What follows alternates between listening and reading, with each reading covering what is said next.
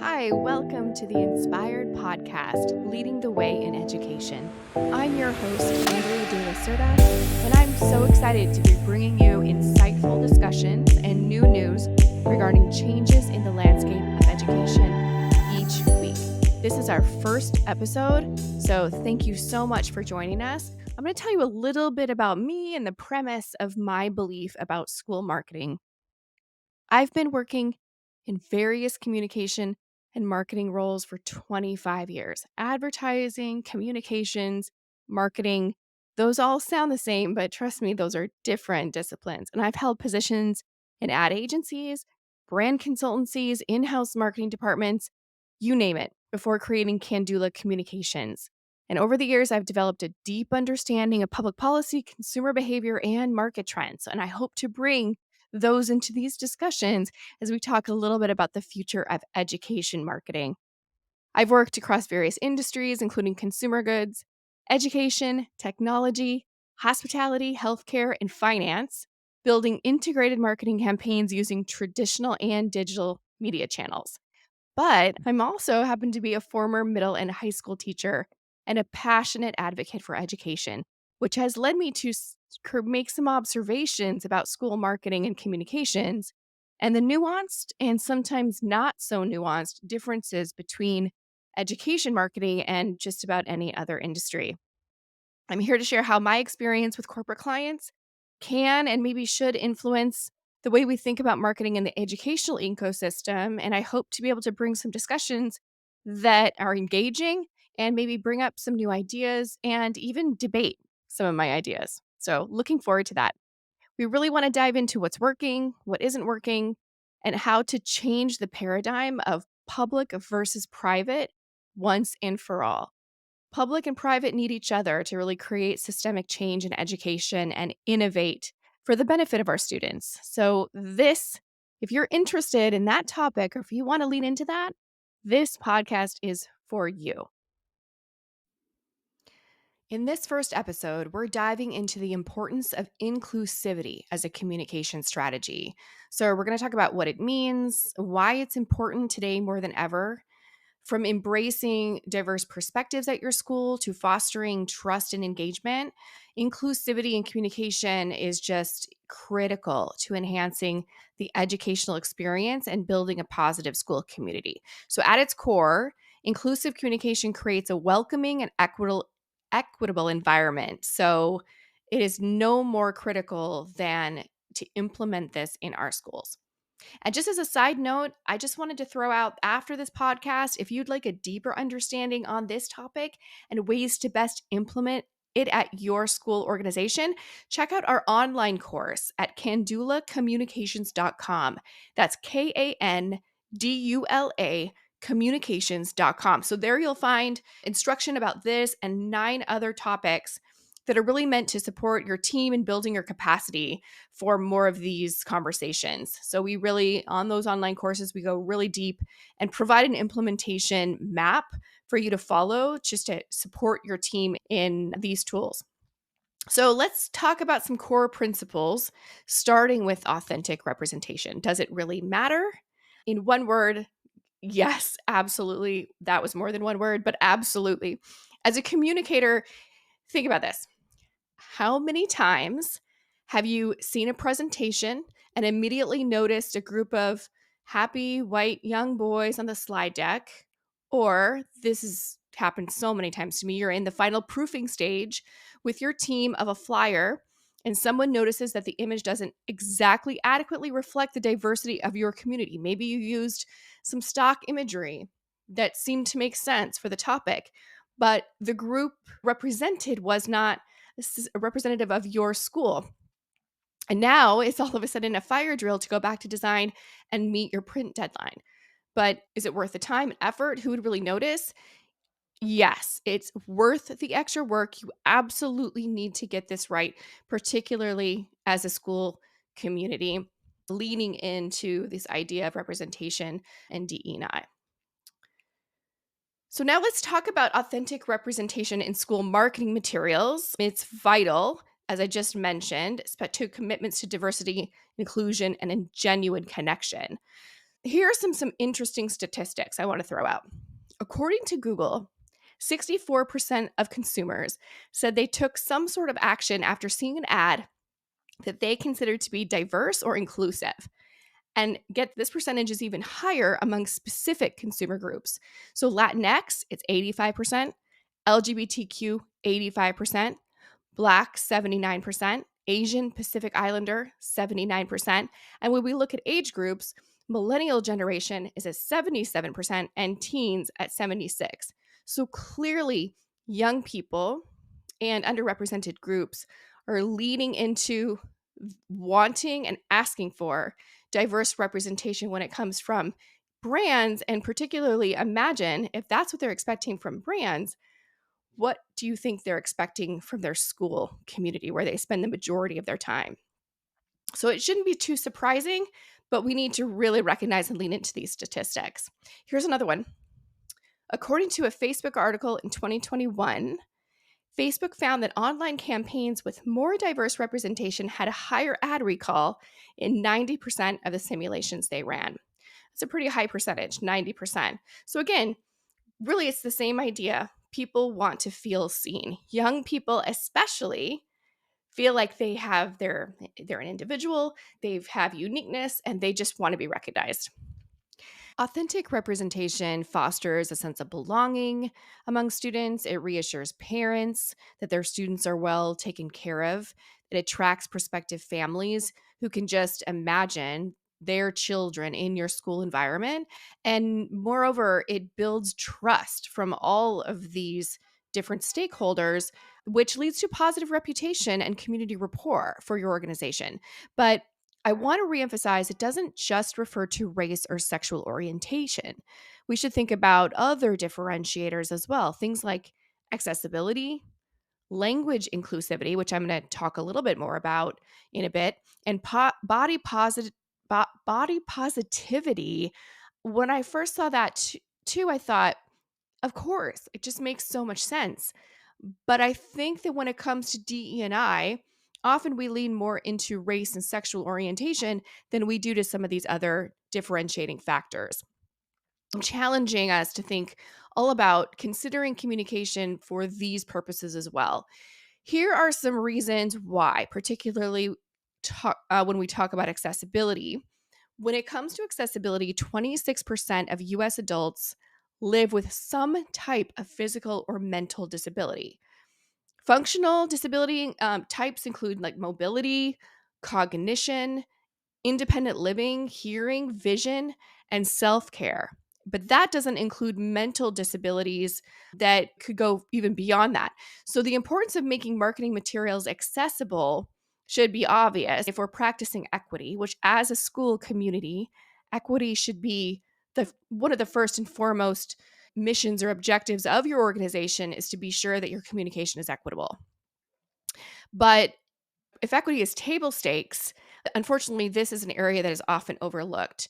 There are some practical steps, though. If you're a school or district that is still relying on paper communication, flyers on poster boards in the office, things like that, it might be time to start thinking about how digital tools can help you fill that equity gap a bit more easily.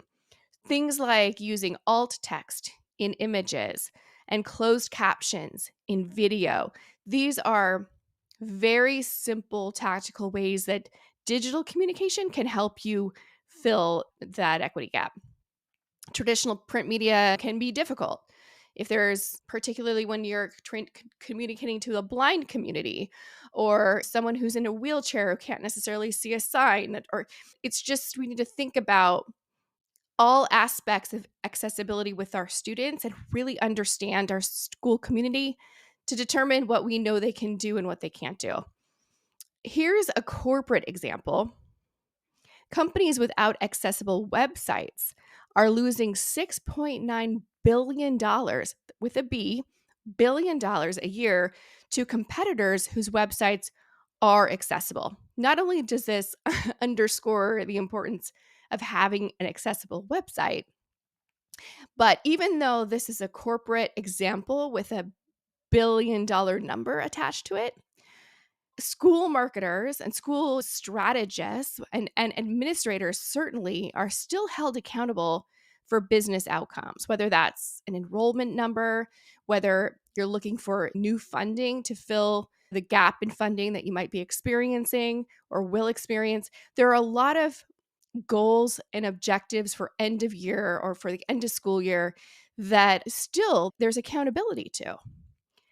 How can equitable communication or inclusive representation help reach some of those business outcomes? Just a question, throwing it out there. But beyond accessibility, I want to talk about inclusive language. That's another consideration. So the way I'm defining inclusive language is two ways.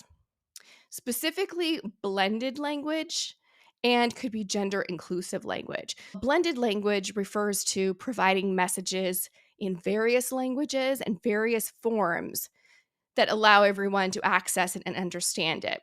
So an example could be you have a student who at home speaks Spanish with their family. Maybe it's broken Spanish, maybe it's Spanglish, maybe they just picked up Spanish over the first 7 years of their life, and so it's 8-year-old Spanish, 7-year-old Spanish, but they go to school and they speak English. However, they can communicate maybe in Spanish, but then maybe they can't read it. So that would be an example of how you might have students who have blended language at home and maybe blended language at school. The other aspect of inclusive language, though, is more from a gender inclusivity aspect. And so we've heard over the years, the last several years, the influx of use of pronouns as an example. And how someone, a student, identifies according to their gender might inform how they want to be spoken to. Here's an interesting statistic on this. According to a McKinsey study, 48% of Gen Z consumers, so those would be our younger consumers, and 38% of consumers in other generations, so older generations, value brands that don't classify their products by gender. So if you've got companies like Barbie or Mattel, who created Barbie. Barbie was designed for girls. Maybe Legos were designed for boys. That kind of thinking is not something that Gen Z consumers are at all attracted to. They are much less likely to respond to that type of language, gender exclusive language, and we're more likely to respond to gender inclusive language. And that's a great example of that statistic. Here's an example of a company that also did this. Milk Makeup was among the first cosmetics brands to start marketing to men and non-binary people. So forget just marketing to women for makeup. Men can wear makeup too. Non-binary people can wear makeup too. This started back in 2017. So the brand rocked the cosmetic industry with this massive campaign called, quote, Blur the Lines. So it challenged traditional ways of thinking about using makeup and how makeup is for women. Apart from being bold in its marketing, it also just ensured that this gender neutrality was also reflected in its product design. So they have very unisex packaging, very simple, and the brand leans into accessibility. And as a product application, it's super simple. So they're assuming that many of these new consumers of their product, men or non-binary, are maybe not very experienced at applying makeup. So they make sure that the application is super simple with instruction and design so they don't need anything extra to apply these makeup products. Another aspect of inclusive communication I just previously mentioned that we don't always think about is messages of body positivity.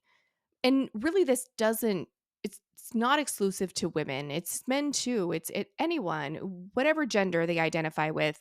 Body positivity is a widespread need among our young people today. So when you think about this, think about how difficult it is to be a young person in adolescence. Hormones are raging. You're thrown into a school with hundreds of other hormonal young people. It's a high stress environment that can create a game of just comparisons and criticism.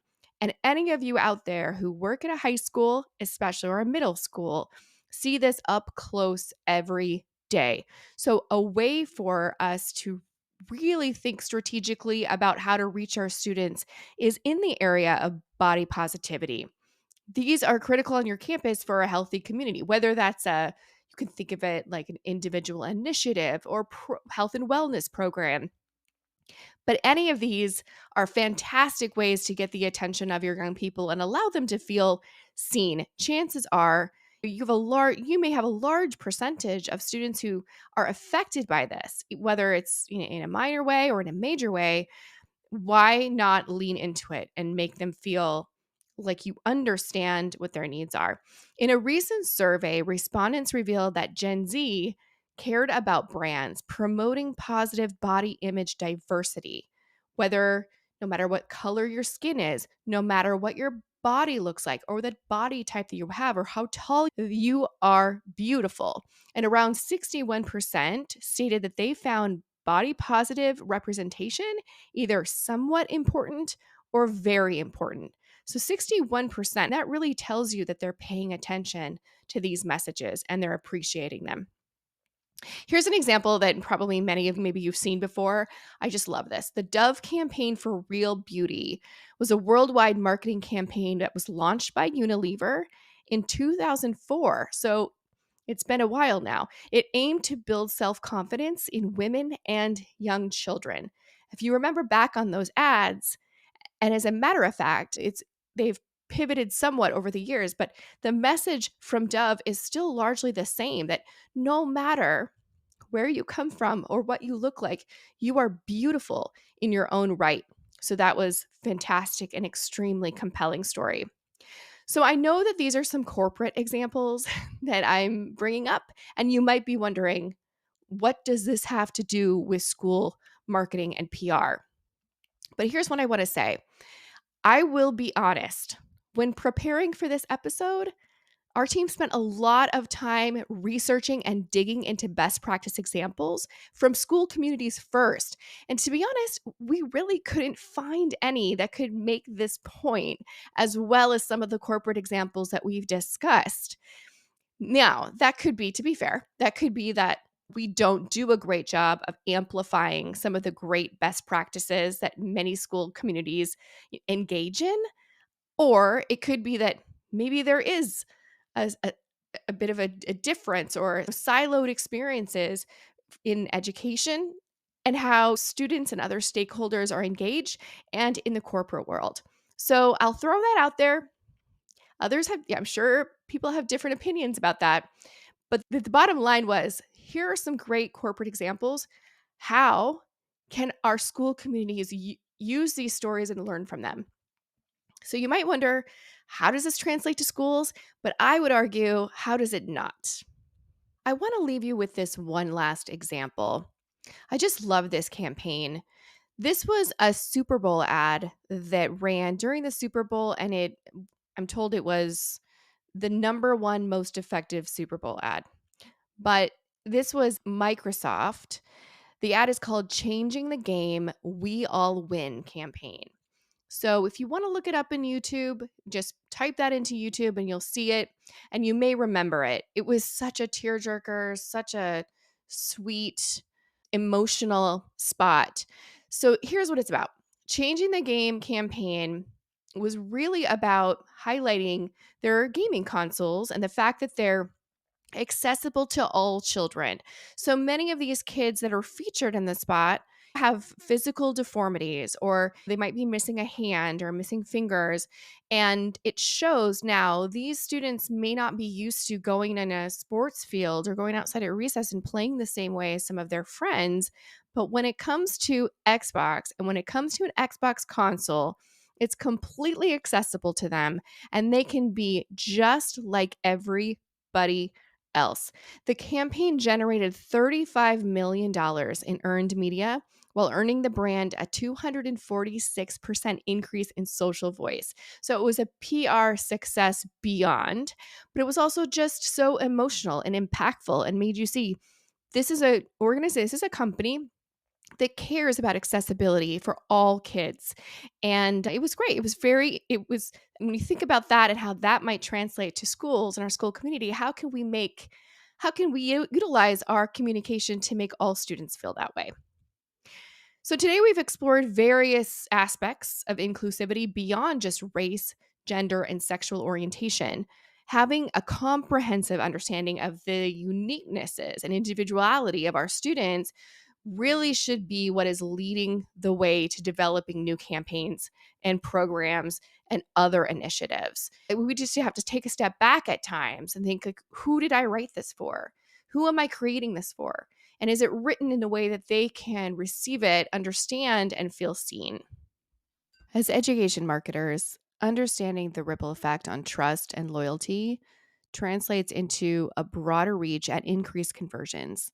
The bottom line is when authenticity leads the way, marketing materials become more than visuals.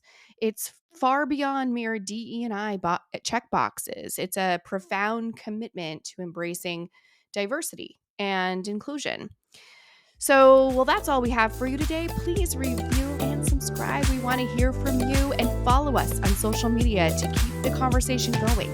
We'll be back next week with more insights, maybe a few provocative opinions, and more. Take care.